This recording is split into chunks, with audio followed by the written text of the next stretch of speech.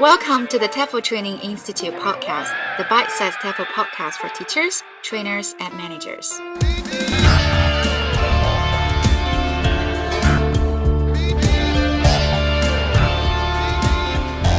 Hello, everybody. Welcome to our podcast. Today, we've got two guests. Matt, our regular guest. Hey, how's it going? Hey, Matt. And then we have Karin. Karin's here. What do you do, Karin? What's your job now? It's changed since last time. Yeah, so I'm now the academic manager for Trinity China. My job's like helping teachers preparing their students for Trinity JASI exams and also expanding Trinity TESOL courses to teachers in mainland China. Great. Okay, welcome. Today we've got a topic. So today I thought we could talk about questions. It's a pretty kind of common thing that teachers do in the classes, ask questions, but there's a lot of research that says that questions teachers ask that aren't particularly useful. But I thought it would be interesting today to look at different aspects of questions or different ways that we can look at questions using Bloom's taxonomy, open and close, and a whole lot of other things. So we've got three questions about questions. The first one is questions teachers can ask. And the second? The second one is questions trainers ask. And the third one? The questions we can ask ourselves to reflect.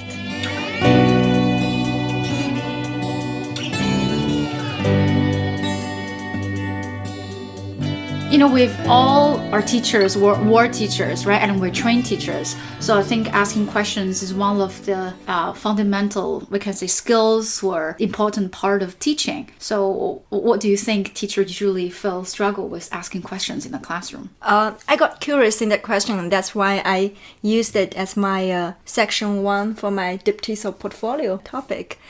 Well, I guess it's because we ask so many questions, but we were not necessarily always aware of why we ask the questions we ask and what we were trying to get from the students.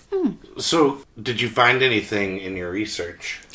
Yeah, the main thing was that teachers, like the wait time teachers give and the kind of questions teachers ask. For example, teachers rarely paid attention to the proportion of display questions and referential questions they ask. So before we jump into like what kind of things that teachers ask, what are some different types of questions or ways of categorizing teacher questions? The simple way of categorizing questions like open-ended questions and yes-no questions. And there's also like display questions and referential questions. Great. So I think most people can get closed and open questions. But what's a referential question or a display question? A display question is when the person or the teacher knows the answer or the other people also know the answer to the question. For example, when you hold a pen, so everybody can see the pen, you ask what color is this pen? And the referential question, on the other hand, would be like when you invite opinions or ask questions that there's no definite answer to. Yeah. I think the display question is quite similar to experience questions because everybody can see it, can feel it. And for example, okay, how many toys can you see in this room? And then that's kind of like experience questions and everybody in the same room, same space, and they can see at the same time. So I suppose that's good for checking some kind of meaning, right? Because you can be sure that however the students answer it, you know that they've either got the concept or not. For example, can you find a microphone in this room? But I can imagine that must be a problem, right? Like if teachers ask too many display questions, there's no real communication going on, and you're probably also not modeling any kind of genuine or natural communication, right? Like you would never normally ask someone what color is this pen, right? Because you can see the color of the pen by looking at it. Yeah, there's no need to ask a question. It's okay to ask questions about the function of language sometimes and like what it means and how, like in that. And I guess we're talking about like vocabulary here, but with grammar as well, right? Asking questions, comparing two different grammar structures. It's not necessarily something you would do in day-to-day conversation, but I think it's a kind of question that's really essential in the classroom. It's almost like a concept checking question you're talking about then. I think a well-formed concept checking question can drive a student's understanding of this grammar point or vocabulary point forward. It's not just what do you know about it already, but I think you can ask, like for example, after reading an article, I think it's really useful to ask why did the author choose to say it this way? What other ways could he have said it? What other grammar could he have used? How does that change the meaning? And I think these can not just display that you understand what the grammar is, but it can actually push forward your understanding of grammar. It seems like to give the students an opportunity to go further and then to make connections between the language and also how the language can be applied in real communication. Yeah. For example, where can you use it and then why people use it instead of using that. Yeah. Or like getting students to analyze and evaluate the language that they've heard or they just used. So it sounds like now we're heading on to Bloom's taxonomy as a way of looking at questions, right? Where the lowest levels of Bloom's taxonomy might be, what's this, or what did you read, or what did this person do in the passage, whereas higher up it would be like, why did they behave this way, why did they make this decision, and then maybe at the top might be, can you rewrite the ending to this story? Yeah. Did you read something recently, Ross, about reading comprehension questions? So I have here like a couple of other models for reading comprehension questions. So one's by Diane Freeman. So she splits reading comprehensions into 3 different areas. So one is questions about the content, like what happened in the text, why did this person do this?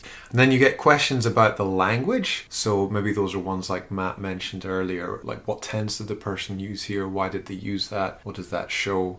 And then the final one is she calls them affect questions. So it's like personal response, like what do you think of this character? Why do you think they did this thing? Or evaluation, like what did the author mean by this? Or what stance does the author take? And how does it represent the values of society, and where's the author's place in this? One thing that I didn't know or wasn't aware before I did my research, but I did come to realize, was that the follow-up questions really made a difference. For example, the first few kinds of questions that you mentioned, most teachers would ask them. But what really made a difference was the later ones, because not many teachers ask them. Interesting, because I'd always thought before with these things that like going to those higher levels of Bloom's taxonomy, it's like it's a nice to have, but maybe it's not really helping people learn language. But the more I've read about this recently, the more I'm beginning to believe or understand that the deeper you get students to process and think about, the more they're able to remember and recall ideas later on. So really sort of pushing people to think about things in a much deeper way actually helps them with language acquisition. So recently I read Edward de Bono's book, Teach Our Child to Think. So what he mentioned is about there are different type of practice and you can help the children to improve their thinking skills. But there are like 4 different types of item, and there are like fun items, which means the questions should be imaginative and it can be a little bit crazy. What would happen if we all had third arm and they have like a remote item beyond their experience and needs? For example, what factors would you consider when you're choosing a place to set up a new restaurant, right? For children, and probably they've seen restaurants, but they don't know what is the process to set up the restaurant. And then the third one is called backyard item, which means, for example, what do you think your school policies, right? Do you agree with it or you disagree with it? It's kind of related to their life. And the last one is called heavy item. So it's serious and also directly relevant to their life. Like how can you make more friends in your neighborhood? So I think these questions, of course, not always we use in the classroom, but also I think teacher and parents should help their children to be able to improve their thinking skills.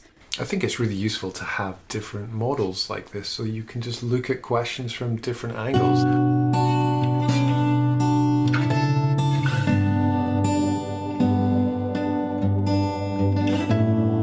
A bit about questions that trainers ask them, because I think there's a lot written about questions for teachers, but I've never really seen anything written about questions that trainers can ask. And I know, Karin, you and I and Matt, we talked before about almost this danger of trainers asking questions to trainees and doing that classic thing of, hey, I'm trying to elicit an idea. Yeah. Do you know what it is? So years ago when I was a teacher, I had a trainer who was talking about board work, and she asked us something about, like, let's say word stress, and she was saying, so what's a way we can symbolize word stress on the board? And somebody was like, you could draw a circle over the stress syllable, and the trainer went, yeah, I guess. And then she kept going at it. And then somebody else was like, you could underline the stress syllable. Yeah. And then finally we got to the point of just saying, like, what is it? And she was like, guys, we have different colored markers on the board. And then we're like, oh, okay, I get it. And she was like, so what can you do?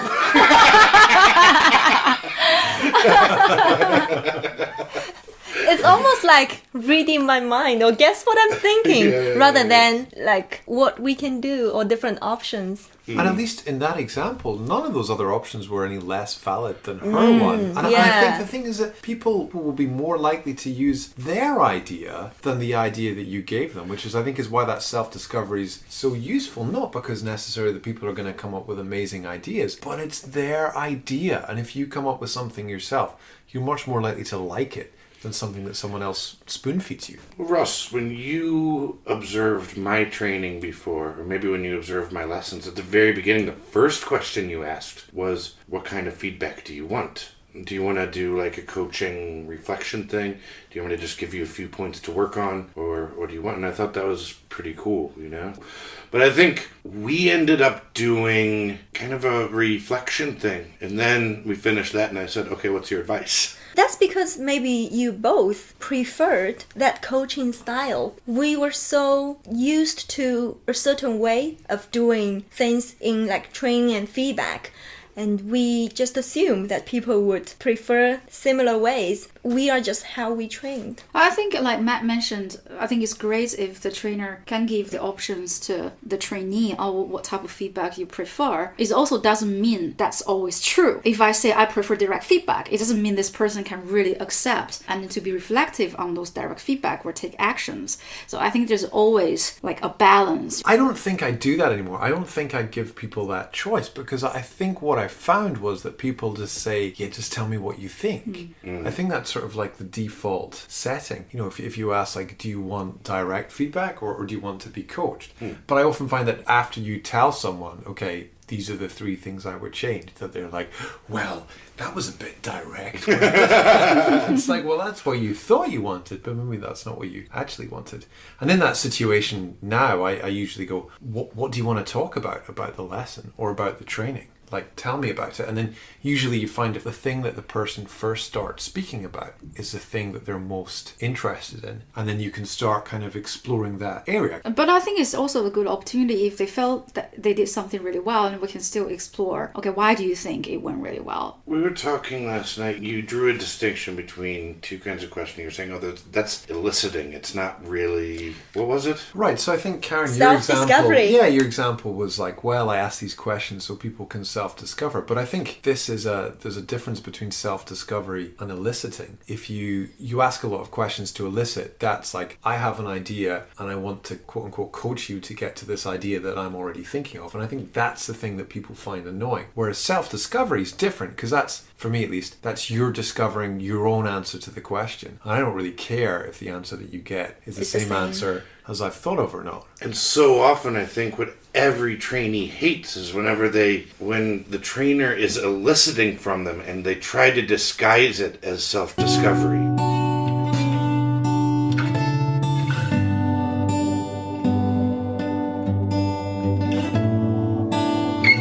So we talked about teachers asking questions and trainers asking questions. I think that probably all of us have found when you get to a certain point in your career, there isn't anyone asking you questions and coaching you, right? It kind of comes down to yourself to be in charge of your own professional development. What questions do you guys ask yourselves to help yourselves improve? I think I always try to ask myself, okay, I read something or I heard something, or I just find out a new concept, and how can I make it relevant to my working context? Yeah, and remember, Tracy, I was showing you the Chinese quote from my friend. The 3 questions, she said, whenever you talk to people, ask yourself, 1, would people be able to understand what you say? 2, the things, the people, and the things that you mention, would people know about them? And the 3rd would be, would people be interested in what you're talking about, and why? So I think those were 3 really lovely questions for us to ask ourselves. The other kind of really useful question that I find I ask myself is, this is not so much as a trainer, but as a manager, when things go wrong, and you often think like, wow, this, it's because this person messed this thing up. And so often that is the case. But the most powerful thing that I find for helping me learn is stepping back and thinking, well, I can't change how my boss behaves, or I can't change how this person in this other department behaves.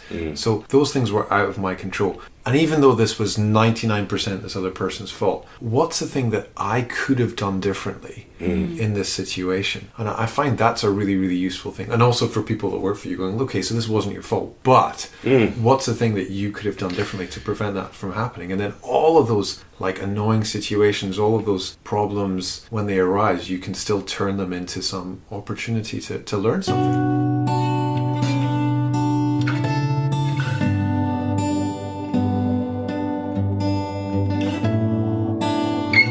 Matt and Karin, thanks very much for coming on again. Thanks for having me, Ross. You're very welcome, Matt. Bye, everyone. Bye. Bye.